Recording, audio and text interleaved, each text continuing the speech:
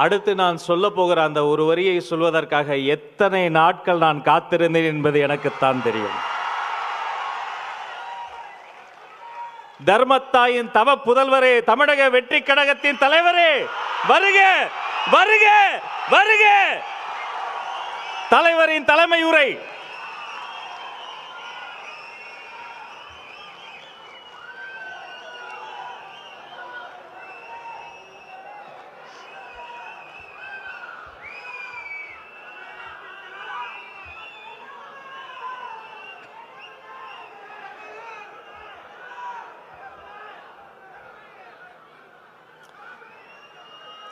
என் நெஞ்சில் குடியிருக்கும்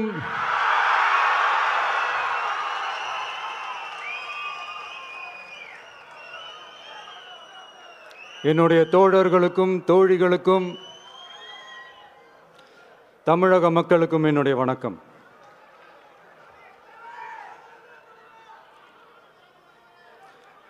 நம்ம குடும்ப உறவுகளை இழந்ததுனால சொல்ல முடியாத வேதனையிலும் வலியிலும் இவ்வளோ நாளாக இருந்தோம். அப்படிப்பட்ட அந்த சூழல்ல நம்ம சொந்தங்களின் மனம் பற்றி இருக்க வேண்டியது நம்மளுடைய கடமை. அதனால தான் அவங்களோட சேர்ந்து அமைதி காத்து வந்தோம். ஆனால் இப்படி அமைதி காத்து வந்த நேரத்தில் நம்மளை பற்றி வன்ம அரசியல் வலைகள், அர்த்தமற்ற அவதூறுகள்னு இந்த மாதிரி நிறையா விஷயங்கள் நம்மளை பற்றி பின்னப்பட்டன, பரப்பப்பட்டன. இது எல்லாமே சட்டம் மற்றும் சத்தியத்தின் துணை கொண்டு துடைத்து எறிய தான் போகிறோம்.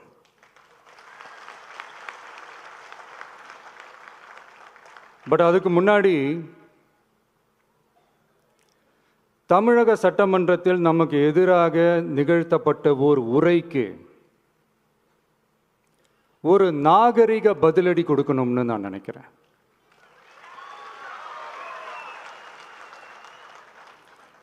அரசியல் செய்ய விருப்பமில்லை, அரசியல் செய்ய விருப்பமில்லைன்னு அடிக்கடி சொல்ற முதல்வர் நம்மளை குறிப்பிட்டு பல்வேறு அவதூறுகளை பதிவு செய்வதன் வாயிலாக பெருந்தன்மையை பேரளவில் மட்டுமே பேசும் முதல்வர் 15/10/2025 அன்னைக்கு தமிழக சட்டமன்றத்தில் நமக்கு எதிராக பேசிய பேச்சில் எவ்வளவு வன்மத்தை கக்கியுள்ளார் என்பதையும், எப்படிப்பட்ட ஒரு அரசியல் செய்ய முயல்கிறார் என்பதையும் தமிழக மக்கள் உணராமலா இருப்பாங்க.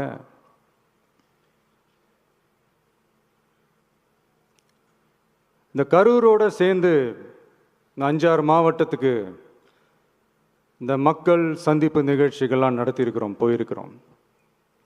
அங்கெல்லாம் இந்த லாஸ்ட் மினிட் வரைக்கும் எங்களுக்கு அந்த இடம் கொடுப்பாங்களா மாட்டாங்களா, பெர்மிஷன் தருவாங்களா மாட்டாங்களா, இப்படியே இழுத்து அடிச்சுக்கிட்டு இருப்பாங்க. தான் நாகப்பட்டினத்தில் சொன்னது மாதிரி தான். நாங்கள் ஒரு இடம் செலக்ட் பண்ணி கேட்போம், மக்கள் நல்லா ஸ்பேஷியஸாக நின்று பார்க்குற மாதிரி. பட் அவங்க அதையெல்லாம் ரிஜெக்ட் பண்ணிவிட்டு மக்கள் நெருக்கடியோடு நின்று பார்க்குற மாதிரி ஒரு இடத்த செலக்ட் பண்ணி எங்களுக்கு கொடுப்பாங்க.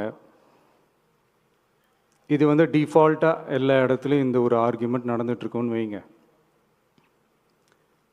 அது மட்டும் இல்லை, இந்தியாவிலேயே எந்த ஒரு அரசியல் கட்சி தலைவருக்கும் கொடுக்கப்படாத கண்டிஷன்ஸ். பஸ்ஸுக்குள்ளேயே இருந்து பார்க்கணும், மேலே கை காட்டக்கூடாது, இப்படிலாம் ஒரு அதீத கட்டுப்பாடுகளை கொடுத்த உடனே எங்கள் சைட்லேருந்து ஒரு அறிக்கையும் வெளியிட்டோம். அது மட்டும் இல்லை, தமிழக வெற்றி கழகம் சார்பாக அனைத்து கட்சிகளுக்கும் சமமாக ஒரு முறையான ஒரு பொது வழிகாட்டு முறைகள், SOPஸ்ன்னு சொல்லுவாங்க, அதையும் வழங்கணும்னு சொல்லி உயர் நீதிமன்றத்தையும் நாடி இருக்கணும். இதுவும் தமிழக மக்கள் உணராமலா இருப்பாங்க. இப்படி ஒரு அரசியல் காழ்ப்புடன், நேர்மை திறனற்று நம்மளை பற்றி குற்றம் சாட்டியுள்ள குறுகிய மனம் கொண்ட முதல்வர் அவர்களுக்கு ஒரு சில கேள்விகள். உச்சநீதிமன்றத்தில், அதாவது 13/10/2025 அன்னைக்கு உச்சநீதிமன்றத்தில் நடந்த அந்த விவாதங்களை வைத்தும் அந்தந்த உத்தரவுகளை வைத்தும் இந்த கேள்விகள். இப்படி பொய் மூட்டைகளாக நம்மளை பற்றி இந்த அவதூறுகளை அவிழ்த்து விட்ட முதல்வர் அவர்களுக்கும் திமுக அரசுக்கும் சார்பாக கோடிகளை கொட்டி அமர்த்தப்பட்ட அறிவார்ந்த வழக்கறிஞர்கள் அவங்க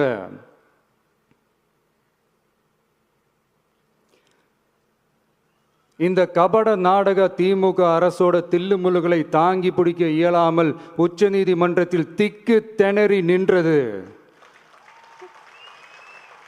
முதல்வர் அவர்களுக்கு மறந்துவிட்டதா? இந்த கரூர் சம்பவத்துக்கு அப்புறமே அவசரமா ஒரு தனிநபர் ஆணையம், அந்த தனிநபர் ஆணையத்தை அவமதிக்கிற மாதிரி அரசு உயர் அதிகாரிகள், காவல்துறை உயர் அதிகாரிகள் எல்லாருமே நம்மளை பற்றி ஃபுல்லாக இந்த அவதூறுகள் பரப்பி ஒரு செய்தியாளர்கள் சந்திப்பு அவசரமாக. இதெல்லாம் ஏன் நடக்குது, எதுக்காக நடக்குது அப்படின்னு ஒட்டுமொத்த தமிழக மக்களும் கேள்வி கேட்க ஆரம்பிச்சாங்க. இதுவும் தமிழக முதல்வர் மறந்துட்டாரா? அதுக்கப்புறம் அந்த தனிநபர் ஆணையத்தை தலையிலேயே கொட்டி வீட்டுக்கு அனுப்பிச்சிட்டாங்க, அது வேறு விஷயம்.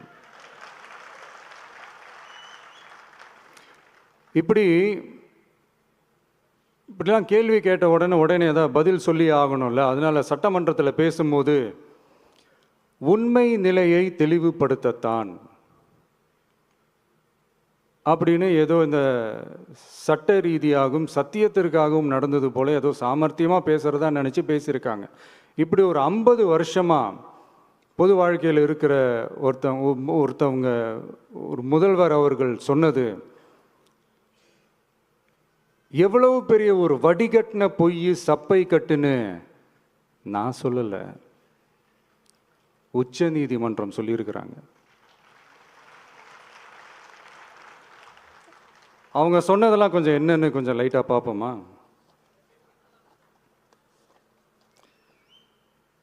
The comments which have been made before the media by the top officers of the police department may create doubt in the minds of the citizenry on impartiality and fair investigation. The faith and trust of the general public on the process of investigation must be restored in the criminal justice system. அதாவது அரசு காவல் உயர் அதிகாரிகள் ஊடகங்களிடம் பேசியது என்பது பொதுமக்களிடையே நியாயமான விசாரணை நடக்குமா என்ற சந்தேகத்தை ஏற்படுத்தக்கூடும் என்றும், நியாயமான விசாரணை மூலமே அந்த சந்தேகத்தை மீட்டெடுத்தே ஆக வேண்டும் என்றும் உச்சநீதிமன்றம் தமிழக அரசின் தலையில் ஓங்கி நறுக்கு நறுக்கு நறுக்கு என்று கொட்டியதை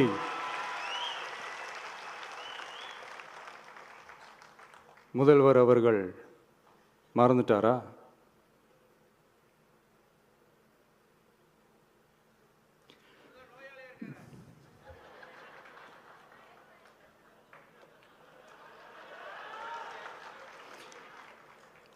மாண்புமை சென்னை உயர்நீதிமன்றத்தின் மாண்புமிகு நீதியரசர் SIT அமைத்து உத்தரவிட்டார் அல்லவா?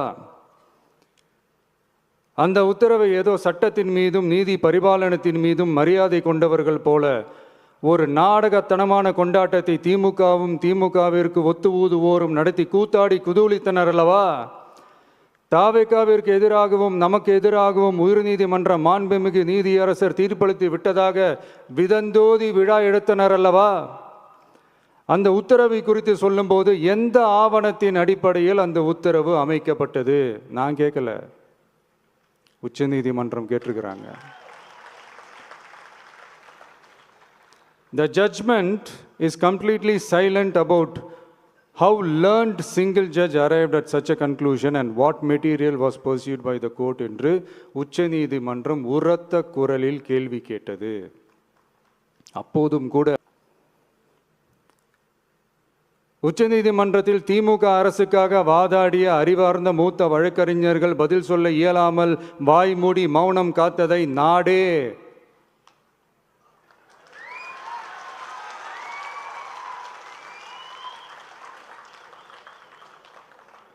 பார்த்ததல்லவா? இதையும் முதல்வர் அவர்கள் மறந்துட்டாரா?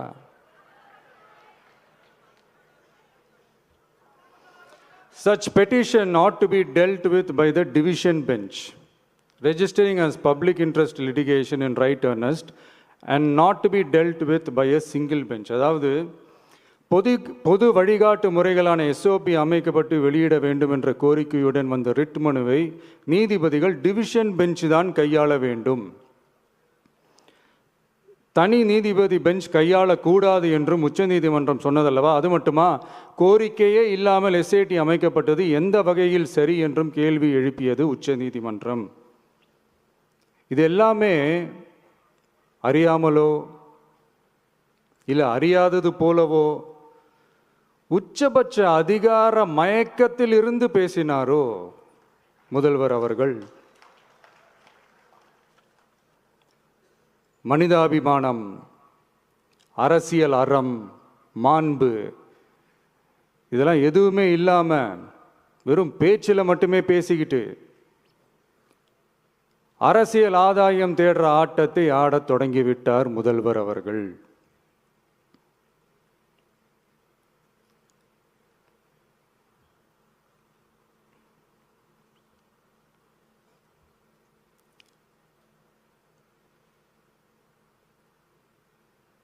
இதெல்லாம் என்ன அவங்களுக்கு புதுசா? என்ன 1969க்கு அப்புறமே எப்போ கட்சி அவங்க கைக்கு வந்ததோ, இன்னும் குறிப்பாக சொல்லணும்னா 1972க்கு அப்புறம் கேள்வி கேட்க ஆளே இல்லாமல் போச்சுல்ல, அதுக்கப்புறமே இந்த திமுக தலைமை இப்படி தானே இருக்குது. இப்போ நாங்கள் கேட்டோமே இந்த சில கேள்விகள்லாம், இதெல்லாம் நான் கேட்கல, சுப்ரீம் கோர்ட் கேட்டிருக்கு. இதனால் என்ன புரிய வருது? இந்த கவர்மெண்ட் நடத்துகிற அந்த விசாரணை மேலே சந்தேகம் ஏற்படுதுன்னா அதுக்கு என்ன அர்த்தம்? உங்கள் மேலே நம்பிக்கை இல்லைன்னு அர்த்தம்.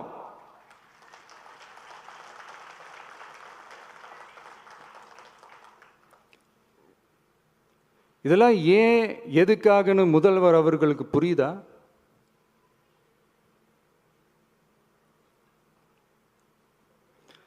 சுப்ரீம் கோர்ட் சொன்னதோட மட்டும் இல்லை, நிஜத்திலும் இன்னைக்கு மக்களுக்கு இந்த கவர்மெண்ட் மேலே இருக்கிற நம்பிக்கை மொத்தமாக மண்ணுக்குள் புதைந்து விட்டது.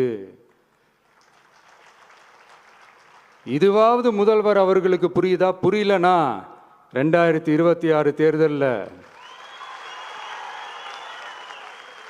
இந்த திமுக தலைமைக்கு மக்கள் இன்னும் ஆழமா அழுத்தமா புரிய வைப்பாங்க.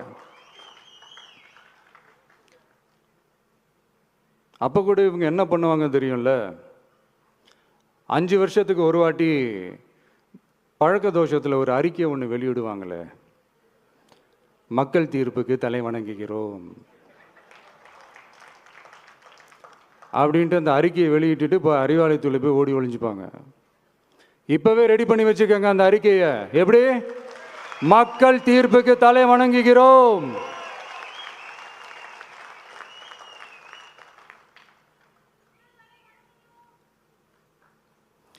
நான் போன பொதுக்குழுவில் சொன்னதை தான் இங்கே நான் திரும்பவும் சொல்கிறேன். இயற்கையும் இறைவனும் நம் தமிழக சொந்தங்களின் வடிவில் மாபெரும் மக்கள் சக்தியை நம்ம கூடவே நிற்கும் போது எம் மக்களுக்கான அரசியலை தடுப்பவர் எவர்? அதனால தோழர்களே, நமக்கு வந்திருக்கிற இந்த இடையூறு வெறும் டெம்பரவரி மட்டும்தான். எல்லாத்தையும் தகர்த்தெறிவோம், மக்களோட கை கோர்த்து நிற்போம், மக்களோட களத்தில் போய் நிற்போம். நம்ம பயணத்தில் தடம் மாறவே மாட்டோம். இப்பவும் சொல்றேன், 2026 2 பேருக்கு நடுவில் தான் போட்டியே. ஒன்று, இன்னொன்று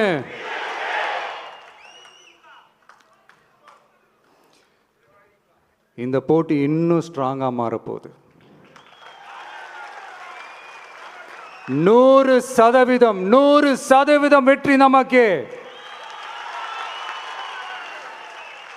வாகை சூடுவோம், வரலாறு படைப்போம், கான்பிடென்டா இருங்க, நல்லதே நடக்கும், வெற்றி நிச்சயம்.